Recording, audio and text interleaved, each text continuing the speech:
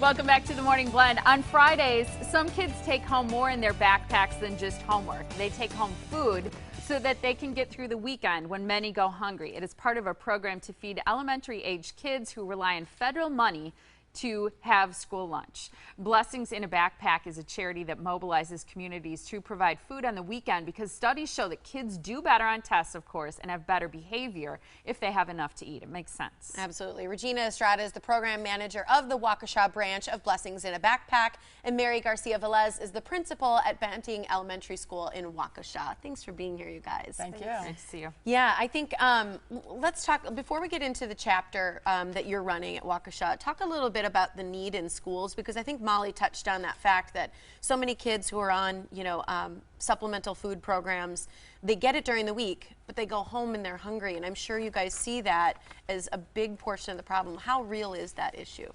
Well, I'll talk about in Waukesha County alone, we know that there are 4,600 kids from grades K through 5 that are eligible. That means that they're on the federal free or reduced lunch program, and that's in Waukesha County, which is the second most affluent county in Wisconsin. Wow. So there are chapters throughout the state. There's one that just recently started in Milwaukee. There's one out, I think it's DeForest, one in Wausau, and the need is just, it's growing, right? It's not diminishing. There's more and more need for that. And I think it's a forgotten need. I mean, I could see, being associated with schools and thinking, oh, kids get this, hot meals during the day, during the school day. They're fed, they have nutrition, they're able to learn and go through their school day. You don't think about the weekend when they go home. I don't know if it's forgotten or if it's invisible, right? Because you don't think about it, and you think all these kids are taken care of. But we know that there's varying levels of food insecurity in each of the households over the weekend. And whether this food that we're giving is the main part of their food for the weekend, or if it's just an adjunct to what the moms or grandparents can provide, then it works either way. How do you identify the child that gets a backpack and the food to bring home? Well, again, they have to be on the federal free or reduced lunch program. We don't identify it. I'll let Mary talk about.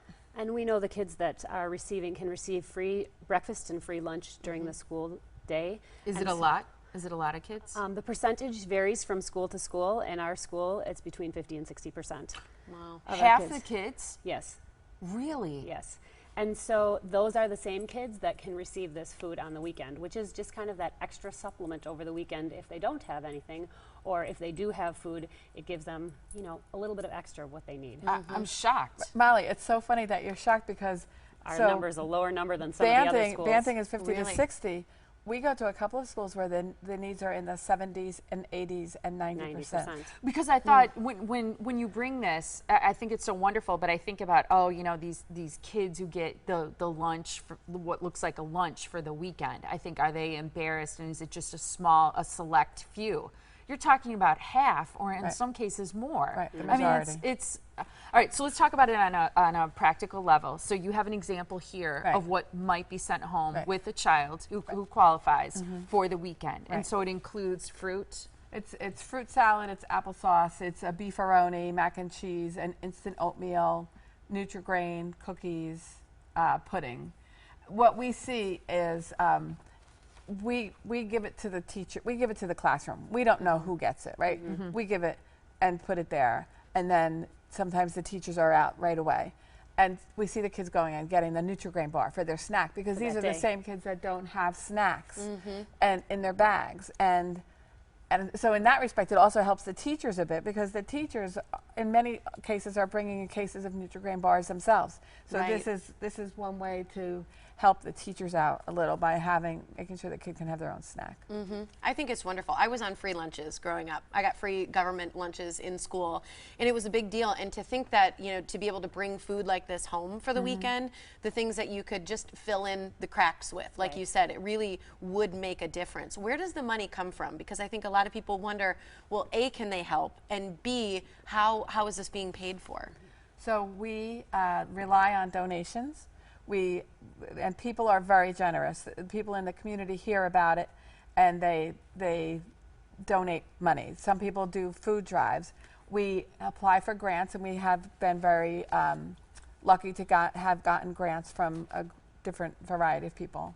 And we have a big fundraiser, and it's coming up actually this Saturday. And this is really where we rely on the generosity of our sponsors to sponsor the program, to sponsor the gala, and then the people who come, we say bid early, bid often. Yeah, I love it. And we'll have details of that in just one sec. I want to ask you as a principal, so you're not part of handing out these bags, but you see it. What do the kids need it? Are they excited to have? What's your sense? I would definitely say the kids are excited when they're getting it. You know, they know that they will have it for either that day for a snack. They may bring it the next week for a couple of days for snack, or they also know that they have a little bit of extra food over the weekend. So the kids are appreciative, and I think the families are appreciative. It's a helping hand to the families. Unbelievable. Yeah, how can people get involved? Can they join your work? They can definitely join. We are always looking for volunteers. We're very lucky. We started out with 12 volunteers. The people who started it, there was 12 of us. And now we have about 25 volunteers. But if you go onto our Facebook page, Blessings in a Backpack Waukesha County, they can leave us a message to say they want to get involved. They can go onto our website, blessinginwaukesha.org, and send a message. Earlier this year, there was a group in Oconomowoc who they do a program called Charitable Hops, where they have a beer tasting, a homebrew beer competition, and they like to give to the local charity. And they said, oh, let's give to Blessings in a Backpack. And then they said, oh, let's start a chapter here. They actually have become part of us because because they researched it, they found our website. And they have volunteers and they have funding. And it was a win-win. That's great. It's awesome. Yeah. Well, that's great. Here's the website again so people can learn more or get involved. It's blessingsinwaukesha.org for Blessings in a Backpack in Waukesha County. Thanks for being here, ladies. Thank you. very Thanks much. so much. Thank you so much.